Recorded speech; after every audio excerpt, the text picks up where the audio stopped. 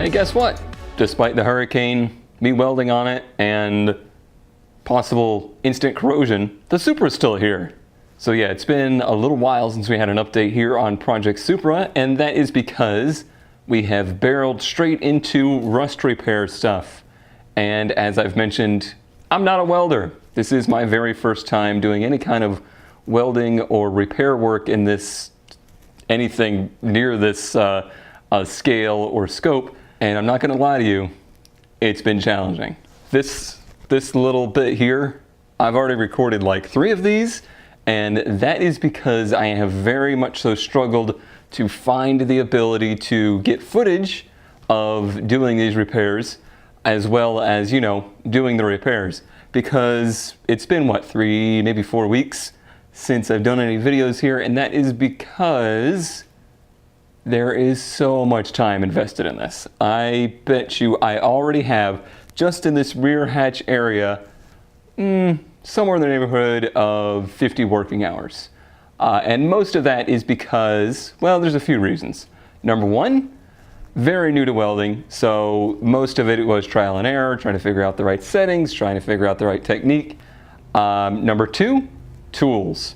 There's the basic things that you need: a welder, a grinder, and material, metal.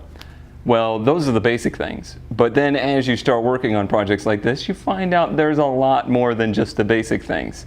The neighbors would just have to pick right now to mow their yard, wouldn't they?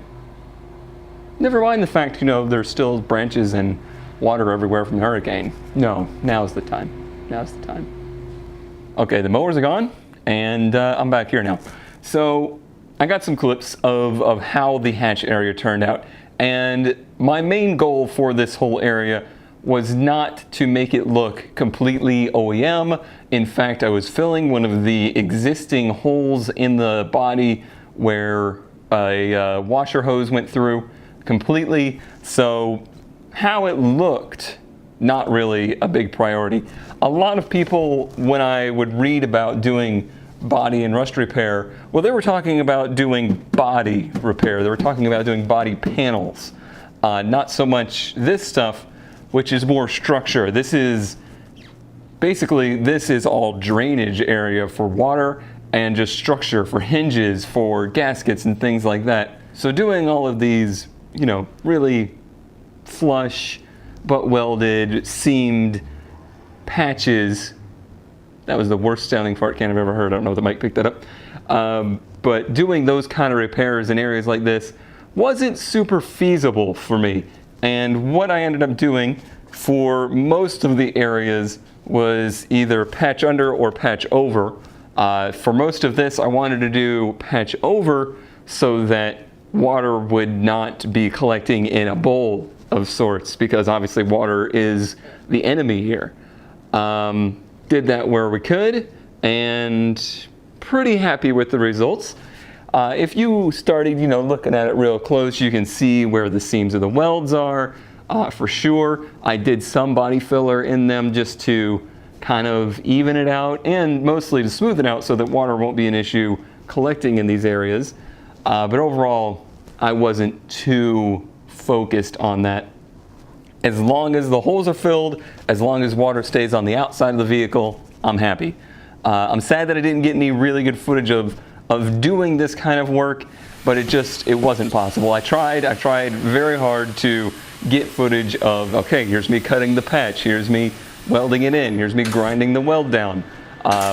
But doing that process for one patch, I started with the one down here at the bottom right corner on the passenger side, which was a pretty sizable hole. Just that process took me 2 full working days of working on this. So maybe 5 to 6 hours of working on it. Mostly due to the fact I was learning how to weld and learning how to get, you know, a hang of the welder. But it's just a long, tedious process too. So I decided for this back part, main focus needed to be on just getting it done and moving forward. If you want to see very good body repair and welding videos out there, unfortunately, I'm not quite comfortable enough with this stuff at the moment to present that to you. We still have the whole windshield area to do, and there's a lot of work to do there. So hopefully in some of that I can bring you along for more of how I'm doing the nitty-gritty part of that stuff. The neighbors are now weed eating, so audio going down the tubes. But this is the back. The back is, as far as I'm concerned, done. And that's good. Now it's time to move up to the windshield area, which I think will go smoother now that I have somewhat of a handle on the welder. But there's that right front corner that is a massive project that I'm very worried about. All right, so the back is done. Now, how about we take a look at the tools of the trade, what we have collected as far as tools go for this job. And that list is ever increasing at this point. So, start with the basics. These clean out the tip of the welder. Here, I can probably actually demonstrate that. Sometimes this tip of the welder where the gas comes through gets full of slag. Cleans it out. Also, snips for cutting back. You can actually probably see it. There's a little ball on the end of the welding wire. It doesn't want to focus on that. But that's like basically a corrosion or melted welding wire that has gotten oxidized. So you want to cut that clean, or if you just want to cut back the welding wire a little bit so you don't have so much stick out. There you go. Back on your shield for the gas. Good to go. With this Chinesium welder, which I will show in a moment, came this Chinesium welding helmet, which is auto-dimming and has worked out just fine, and we didn't even need it for that solar eclipse. Let's see. When grinding, use shield. We've already seen that. As I said, grinding.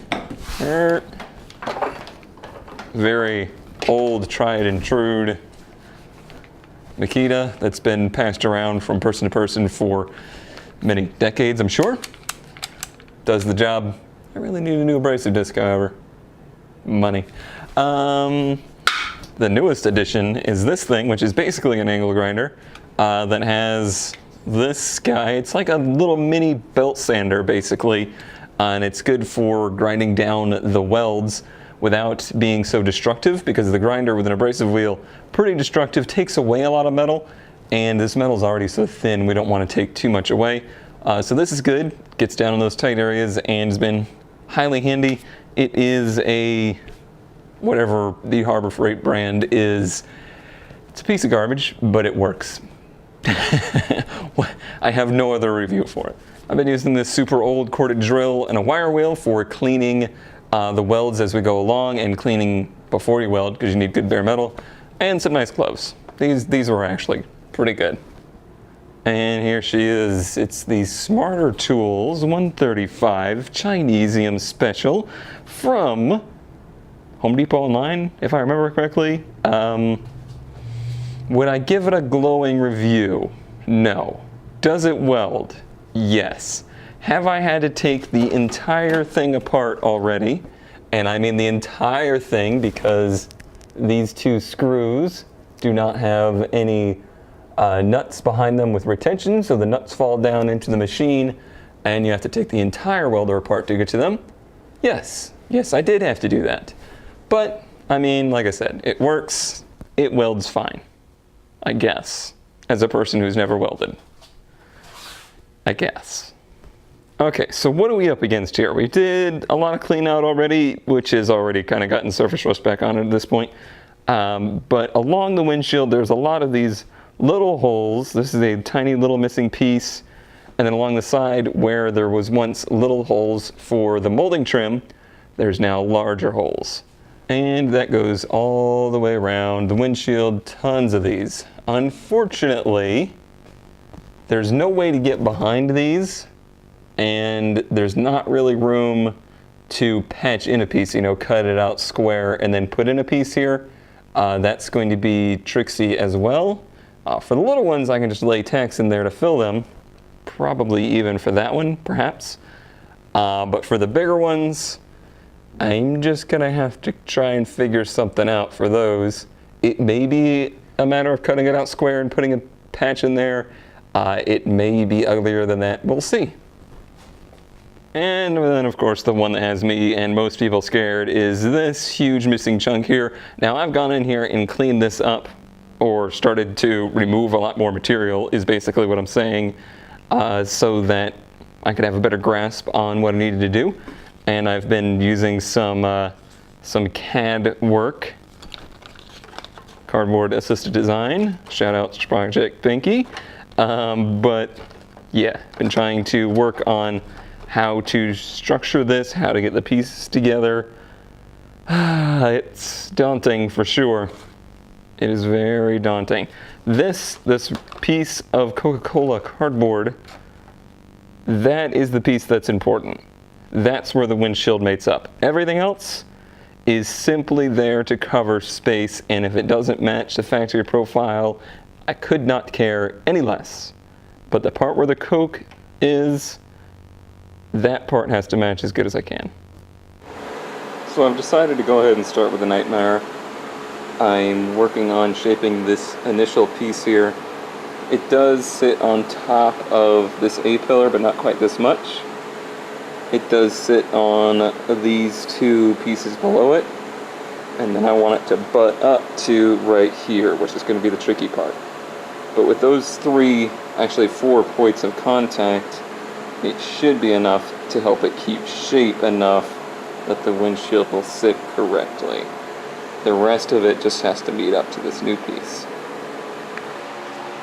So a lot of what I'm doing is using the existing side, the side that's not completely gone, to try and make a pattern, or make sure that I'm staying within where the windshield will be.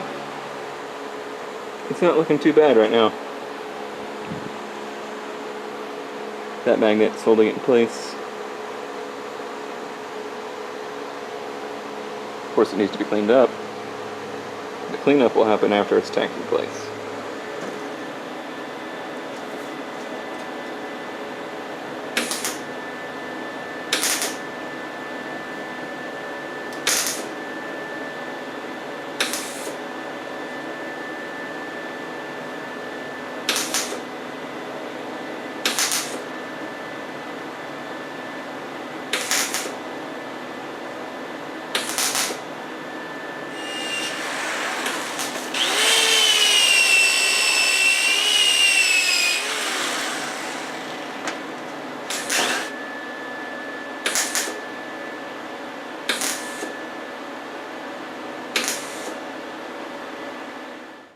So it's the end of the day that I can work, as it's gotten too late for me to be grinding and making noise. But that's the progress so far. This piece is in, pretty sturdy, despite the fact that it misses this bend along the radius. I think that would add strength. Oh, but this is such a small piece, I'm not too worried about it.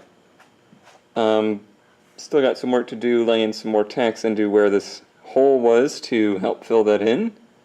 And then everything on the bottom here, basically those are just structural to help keep this in place, because another piece comes on top along here and then has to fill in that gap.